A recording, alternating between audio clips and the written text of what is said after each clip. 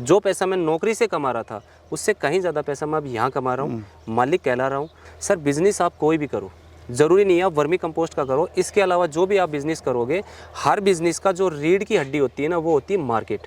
अगर मार्केट आपने नहीं किया तो आपका बिज़नेस फ्लॉप होना है डेफिनेटली। कमाई की बात करें अगर मोटा मोटा अगर देखा जाए तो 50,000 रुपये प्लस रहता है, माइनस कभी भी नहीं रहता। ऐसा नहीं है कि मैं हर महीने 50,000 कमाता हूँ, किसी महीने मैं लाख रुपए भी कमाता हूँ, तो किसी महीने ऐसा हो जाता है कि 10,000 रुपये भी कमाता हूँ। नमस्कार भाइयों, इंडियन फार्मिंग टेक्नोलॉजी चैनल में आपका एक बार फिर से स्वागत है। दोस्तों मैं पहुंचा हूं महेंद्रगढ़ में। यहाँ पर मैं आपको ऐसे युवा साथी और फार्मर भाई से मिलाऊंगा जो वर्मी कंपोस्ट कर रहे हैं। दोस्तों बेसिकली ये टीचर थे, टीचर की जॉब छोड़ने के बाद यहाँ पर अपने गांव में इन्होंने वर्मी कंपोस्ट बिजनेस शुरू करा। तो आइए दोस्तों जानते हैं कि पूरे सफ़र के बारे में, साथ ही जानते हैं वर्मी कंपोस्ट बिजनेस के बारे में, आप कैसे वर्मी कंपोस्ट बिजनेस शुरू कर सकते हैं।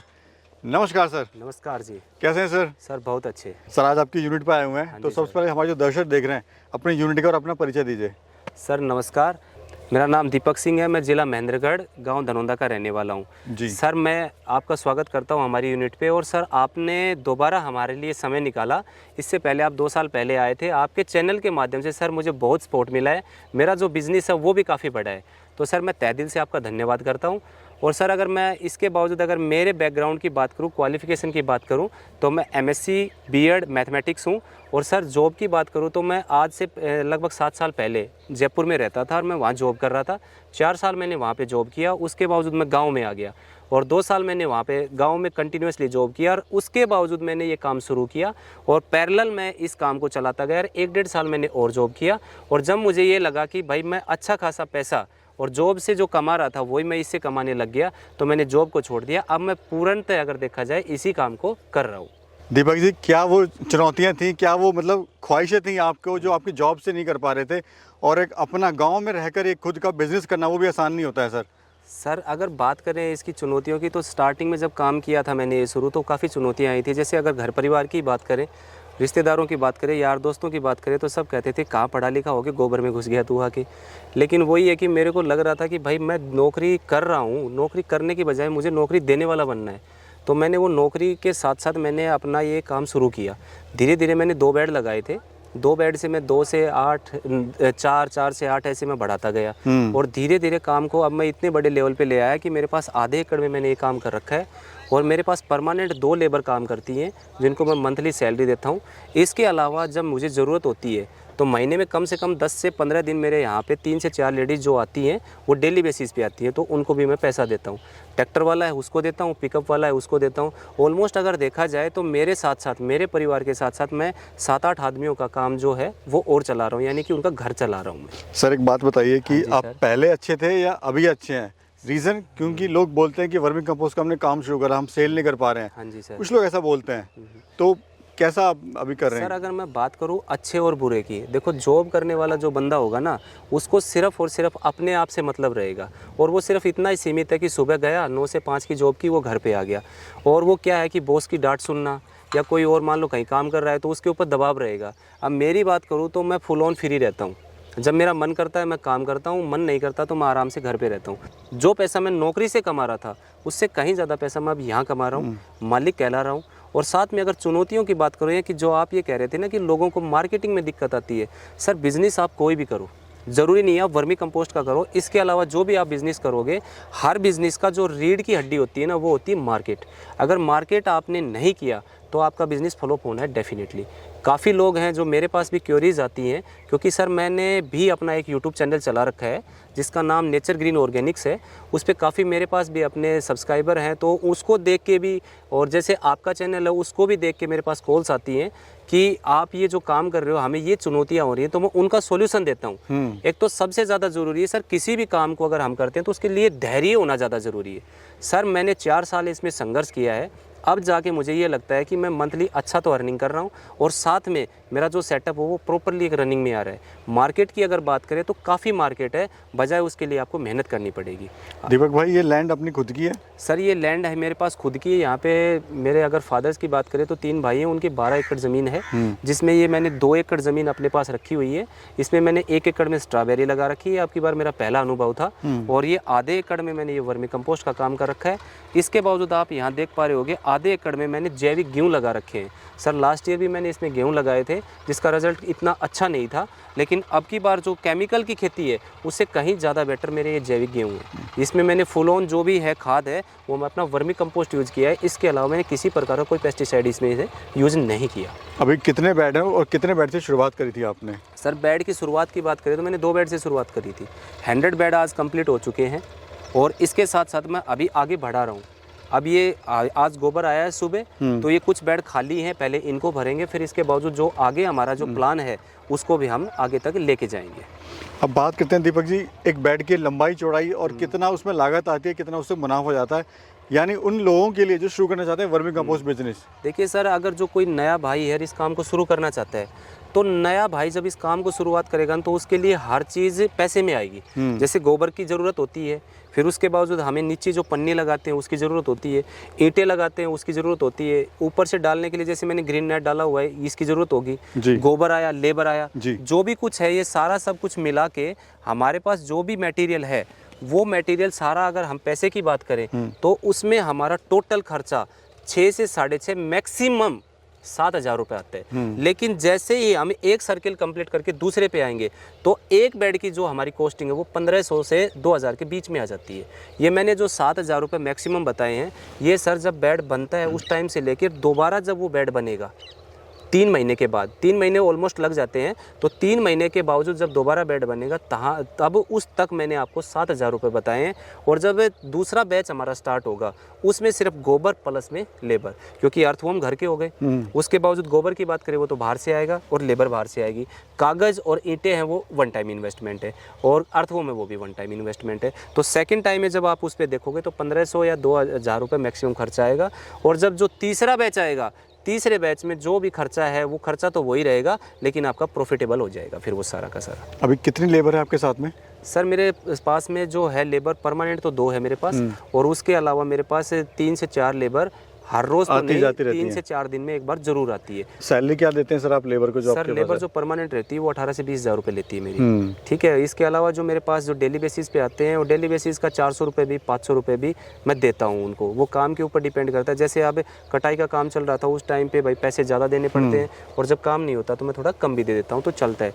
ऑलमोस्ट अगर देखा जाए तो 365 दिन का जो साल होता है उसमें मान के चलो 200 दिन मेरे यहाँ पे काम जरूर करती हैं वो। कमाई कितनी कर लेते हैं सर अभी आप? सर अगर कमाई की बात करें, अगर मोटा अगर देखा जाए तो 50,000 रुपये प्लस रहता है, माइनस कभी भी नहीं रहता। ऐसा नहीं है कि मैं हर महीने 50,000 कमाता हूँ, किसी महीने मैं लाख रुपए भी कमाता हूँ, तो किसी महीने ऐसा हो जाता है कि 10,000 रुपये भी कमाता हूँ। शुरुआत कैसे करे कोई वर्मी कंपोस्ट बिजनेस की? अगर कोई भी भाई अगर वर्मी कंपोस्ट का काम करना चाहता है तो कोई बड़ा टास्क नहीं है, बिल्कुल आसान सा काम है कि अगर आपके पास गोबर है, आपके पास मीठा पानी है और साथ में आपके पास जगह है तो बहुत आसान है। जगह को लेवल करो, उसके ऊपर एक पन्नी डालो और गोबर है, गोबर पहले मंगाओ, उसके अच्छे से मीथेन निकालो।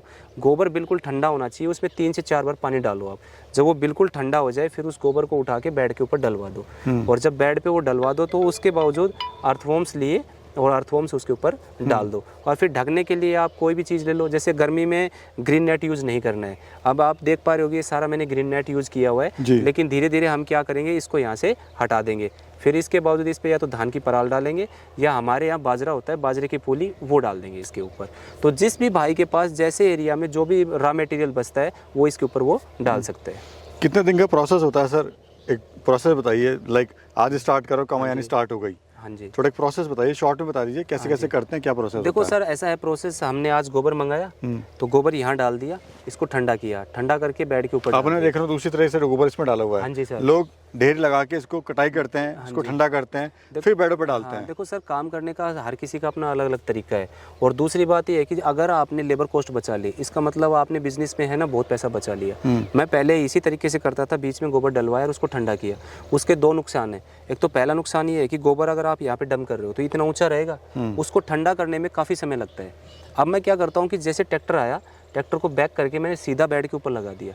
अब बेड जो हमारा 9 फीट चौड़ा है उस पर पूरे पे हमने गोबर को फैला दिया। जब वो गोबर पूरा फैलेगा ना तो उसकी जो ऊंचाई है इतना रहेगा, मैक्सिमम 9 से 10 इंच रहेगा। और 9 से 10 इंच को ठंडा करने में और 2 फीट को ठंडा करने में काफ़ी समय लगता है। पानी की बचत होती है उसके साथ साथ में लेबर की बचत होती है और समय की बचत होती है। और फिर इस काम को करने में हम इस प्रकार से करेंगे तो ये जल्दी होता है। और फिर क्या करेंगे, इसको ठंडा इसी बेड पे करेंगे। जो पानी हमें 4 दिन देना पड़ता है वो पानी हमें 2 दिन देना पड़ता है।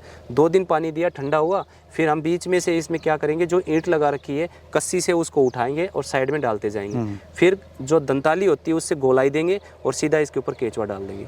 जो लेबर मेरी एक बेड पे 150 रुपये लगती थी बनाने में, वो अब मेरी जाके 50 रुपये लगती है। तो मैंने 100 रुपये उस पर रिड्यूस कर दिए। काफ़ी ज़्यादा मतलब कॉस्ट आपने बचा लिया। हाँ जी सर। और अभी आपका जो प्लान है वो है कि आपने जो स्प्रिंकलर है छोटे छोटे वो भी आप इसमें लगाने वाले अब हैं। सर गर्मी आ गई, अब गर्मी में क्या होगा, पानी डेली देना पड़ेगा। अभी आपने देखा कि हम नलके से पानी दे रहे थे क्योंकि सर्दी का मौसम था, सर्दी के मौसम में पानी की इतनी ज़रूरत नहीं पड़ती, तो चल जाता है अपना काम। लेकिन गर्मी के मौसम में डेली पानी की ज़रूरत पड़ती है। तो अभी हम क्या करेंगे, इसके ऊपर स्प्रिंकल्स लगा देंगे। स्प्रिंकल माइक्रो स्प्रिंकल आते हैं बिल्कुल इतने छोटे छोटे, वो एक पेड़ पे हम 3 लगा देंगे और जितना समय हमें ज़रूरत होगी उतना पानी हम इसमें दे सकते हैं। एक बार मोटर को ऑन किया, उसमें लेबर वाला है वो भी ज़्यादा परेशान नहीं होगा और पानी है वो बराबर लगेगा, उसमें डेली पानी लगेगा, तो वो ज़्यादा सूटेबल रहता है हमारे लिए। फिर थोड़ा गोबर के बारे में बताइए सर, जो गोबर है वो गाय का है कि भैंस का है? देखो सर, मेरे पास जो गोबर आता है वो सारा गाय का आता है। गौशाला है, गौशाला वो भी कैसी, पक्की है नीचे की, क्योंकि पक्के का जो गोबर आता है ना उसमें मिट्टी नहीं आती। और सबसे ज़्यादा समस्या लोगों को ये रहती है कि जो गोबर है उस गोबर के अंदर मिट्टी आती है ना, तो क्या होता है कि केंचुए भी मरते हैं और साथ में क्वालिटी भी डाउन जाती है, जिसकी वजह से जो कस्टमर होता है ना वो खरीदने में फिर नानुकर करता है। इसलिए मैंने क्या किया कि मैं जो गोबर लेके आता हूँ पक्के बाड़े का गोबर रहेगा, उसके बावजूद जब यहाँ गोबर आता है तो मैं उसको यहाँ डंप नहीं कराता, मैं सीधा जो हमने कागज़ लगा रखी है यानी पॉलीथीन लगा रखी है उस पर डंप करेंगे, तो ना तो मिट्टी यहाँ लगी ना मिट्टी वहाँ से आई।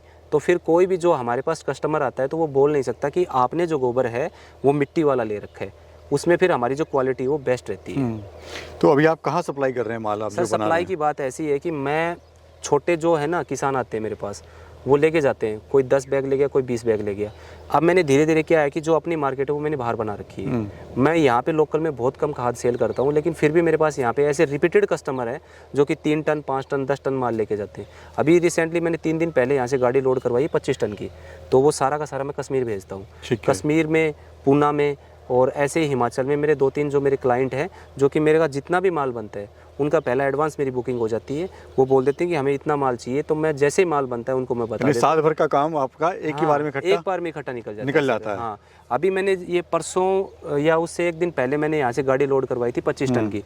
अभी उसके मेरे पास आ रहा है कि आप हमें 2 गाड़ी और दो, ठीक है। तो 2 गाड़ी, अभी मेरे पास खाद तो है नहीं, लेकिन फिर भी अगर कोई 1-2 मेरे दोस्त हैं जो काम कर रहे हैं उनसे मैं बात करूंगा, अगर वहाँ पे होगा तो ठीक है, नहीं होगा तो फिर जैसे ही मेरे बैच का यहाँ पे निकलेगा माल मैं उनको सेल कर दूंगा। किस रेट का दे रहे हैं अर्थवॉर्म और किस रेट की खाद आप दे रहे हैं? सर अर्थवॉर्म की ऐसी बात है, मैंने अर्थवॉर्म का एक स्टार्टिंग से ही एक रीजनेबल प्राइस रखा हुआ है 100 रुपये पर केजी, ठीक है। इसके अलावा मैं ना ऊपर करता हूँ ना नीचे करता हूँ। थोड़ा बहुत कोई आके अगर ये बोले कि मेरे पास पैसे कम हैं या ज़्यादा वो कुछ बोलने लग जाए तो पैसे थोड़े बहुत कम कर देता हूँ, उसकी कोई दिक्कत नहीं है। लेकिन खाद की अगर बात करें तो खाद का मैं जो हिसाब किताब है वो मैं नॉर्मल 7 रुपये और 8 रुपये सेल कर रहा हूँ। 7 रुपये देता हूँ किसको, जो कि मेरे पास 10 क्विंटल से फालतू लेके जाता है। 8 रुपये उसको देता हूँ जो थोड़ा बहुत लेके जाता है, 1 कट्टा 2 कट्टा ले गया। और जैसे 25 टन की गाड़ी अगर कोई लेके जाता है तो उसके लिए रेट और भी रिलायबल रखना पड़ता है, 5-5.5 रुपये में मैं उसको दे देता हूँ। दीपक जी बताइए, जब आप जॉब कर रहे थे तब फैमिली को काफ़ी लगा कि रिस्की, लड़का कहाँ जा रहा है, किस तरफ ये डायरेक्शन में जा रहा है, गोबर की तरफ जा रहा है, और लेकिन अभी क्या बोलते हैं आप 2 साल से सफलतापूर्वक कर रहे हैं वर्मी कंपोस्ट बिजनेस और कमा भी रहे हैं, उससे ज़्यादा ही कमा रहे हैं। हाँ बिल्कुल। तो अभी क्या बोलते हैं फैमिली वाले? हाँ, फैमिली वालों ने पहले बोला कि पता नहीं आप क्या कर रहे हो, तो इसीलिए मैंने जॉब के साथ साथ इस काम को शुरू किया था, ताकि अगर कल मैं कहीं ना कहीं फेलियर अगर हो जाता हूँ तो मुझे दिक्कत नहीं आएगी, मैं वापस से अपना उसी काम को कर सकता हूँ। लेकिन मैंने पूरी चेष्टा के साथ और लगन और मेहनत के साथ ये काम किया, क्योंकि उस टाइम ना तो मेरे पास लेबर थी, जो काम था वो सारा मैं खुद करता था। लेबर अगर आई तो लेबर के साथ मैं काम करता था। और धीरे धीरे जब मैंने देखा कि हाँ अच्छा मार्जिन इसमें आना शुरू हो गया, मैंने जॉब को छोड़ दिया और अब इस काम पे मैं फुल ऑन कर रहा हूँ। अब घर वाले, बाहर वाले, जो यारे प्यारे जो भी हैं वो सब कहने लगे कि हाँ जो काम है वो तूने बढ़िया किया। और अब काफ़ी लोग ऐसे हैं जो मेरे से इंस्पायर होकर ये सोचते हैं कि हम भी ये काम शुरू करें। तो सर क्या कहना चाहते हैं हमारे युवा साथियों से जो आप कुछ करना चाहते हैं अपनी ज़िंदगी में? सर मैं आपके वीडियो के माध्यम से, आपके चैनल के माध्यम से जो युवा साथी हैं, जो बेरोज़गार भाई हैं या फिर कोई मेरे जैसा भाई है, मैं उनसे ये कहना चाहता हूँ कि आप जॉब अगर कर रहे हो तो ठीक है, और नहीं भी कर रहे हो या कर रहे हो, जो भी कुछ है आप ये काम एक बार शुरू करो। वो मैं किस लिए कह रहा हूँ कि ज़रूरी नहीं आप बिज़नेस पर्पज़ से करो, हर किसी के पास 1 एकड़ 2 एकड़ 1 बीघा 2 बीघा ज़रूर होगा घर का, तो आप उसमें कम से कम ये खाद बना के अपनी खेती में डालो, जिससे जैविक खेती आपकी पैदा होगी। तो अच्छा जब पैदा होगा तो आप अच्छे खाओगे। और कोई भाई अगर इसको बिजनेस पर्पज़ से लेना चाहता है, इस काम को शुरू करना चाहता है, तो थोड़े से लेवल से आप शुरू करो। अरे किसी के अधीन होकर काम करने से अच्छा है कि सर स्वाधीन होकर काम करें। अब मैं पहले किसी के अधीन होकर काम कर रहा था, अब स्वाधीन हूँ, साथ में मैं किसी 2-4 को रोज़गार दे रहा हूँ। तो इससे अच्छा और क्या होगा कि आप किसी परिवार को चला रहे हो, अपना परिवार तो चला ही रहा हूँ, इसके साथ साथ किसी और परिवार को चलाओ। बहुत बहुत धन्यवाद सर, थैंक यू, धन्यवाद। समय दिया आपने, बहुत बहुत धन्यवाद।